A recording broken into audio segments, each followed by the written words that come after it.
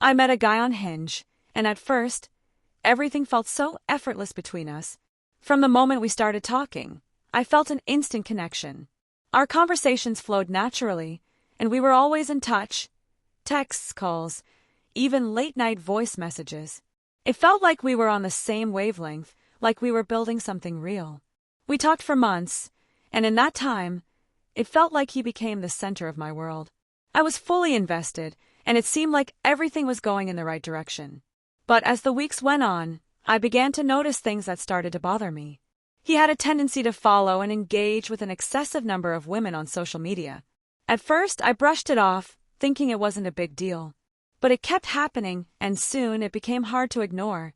I would mention it to him, expressing how uncomfortable it made me feel, but he would get defensive and dismissive. He told me they were just colleagues and that I was overreacting. I couldn't help but feel that something was off, and it was hard to shake that feeling. I decided to dig deeper, to find out who these women were. I started looking through his social media, and that's when I saw it. These colleagues weren't just from around here, they were scattered across different countries. I asked him about his job, and he told me he worked in high-tech at Google, explaining that his role required international travel and relationships. I wanted to believe him, but the more he talked, the more his story didn't add up. There was something about it that felt rehearsed, as if he had said the same thing to someone else before. But still, I pushed those thoughts aside and continued to trust him. A few months later, things took a romantic turn. He asked me to be his girlfriend in the sweetest, most thoughtful way, by making me a personalized Spotify playlist filled with songs that had meaning to both of us. I was flattered, and my heart swelled with affection. Even though we hadn't met yet in person, I said yes. I was so caught up in the excitement, in the idea of what this relationship could be, that I ignored the red flags. Shortly after that, he told me he loved me. It felt sudden, but it also felt real in the moment. I believed him. Maybe too easily, but I couldn't deny how good it felt to hear those words. However, after a few weeks, things started to change. He became less affectionate, and his behavior started shifting. He started making more demands, not just about where I went, but about what I did and who I was with. It was like he was trying to control every aspect of my life. At the same time, he began talking about marriage. He emphasized how important it was, especially as a Muslim man, to settle down. It all felt so fast, especially when we had never even met in person. Yet I tried to push these concerns aside, hoping things would settle and that the distance wouldn't matter. But then came a blow I didn't expect. He vanished. All his social media accounts disappeared without warning. I was left in the dark, wondering what had happened. For a week, I was in a constant state of confusion, refreshing his profiles, hoping to find some clue. I tried to give him space, thinking maybe he was going through something, but the silence was deafening. When he finally reappeared, I was overwhelmed with a mix of relief and frustration.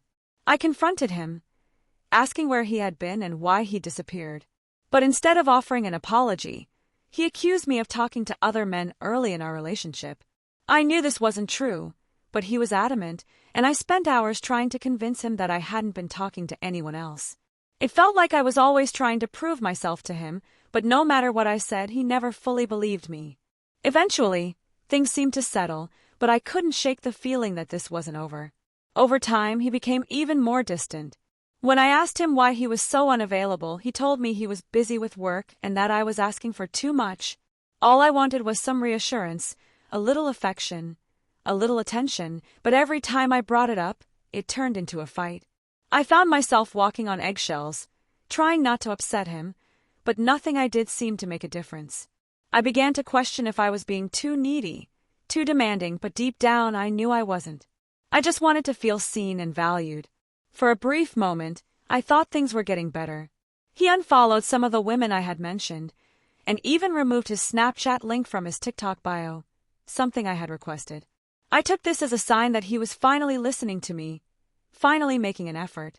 But as soon as I thought things were improving, they took a turn for the worse. He started following new women again, and when I asked about it, he gave me the same tired excuses. One of the women was from Australia, and when I confronted him, he claimed she was just a colleague, but something didn't add up. She had just finished high school. There was no way she could have been a colleague in a high-tech role. I felt like I was being lied to constantly, and each new excuse only deepened my doubt. Despite everything, I stuck around. I even started learning Arabic because I thought it would help me connect with his family. His sister seemed kind and curious about me, and I thought maybe this was a sign that we were moving in the right direction. But deep down, I knew things were far from perfect. We still hadn't met in person, and every time I asked about plans to do so, he made excuses. I'm too busy. I don't have time off work. We'll meet soon. But soon never came. January arrived, and I waited for him to make a move, but nothing changed. Every time I asked him about meeting, he would avoid the conversation or shut it down completely. Meanwhile, his behavior grew more erratic.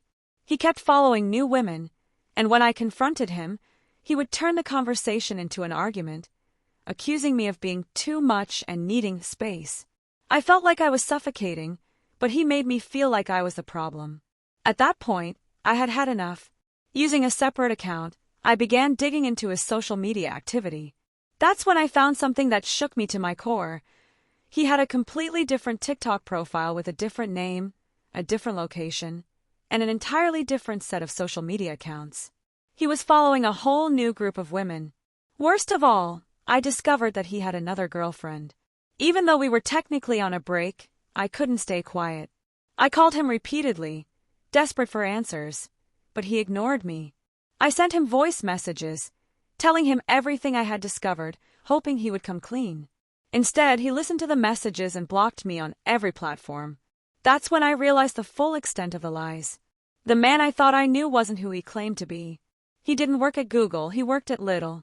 He didn't live where he said he did. His name, the one I had believed to be true, wasn't even his real name.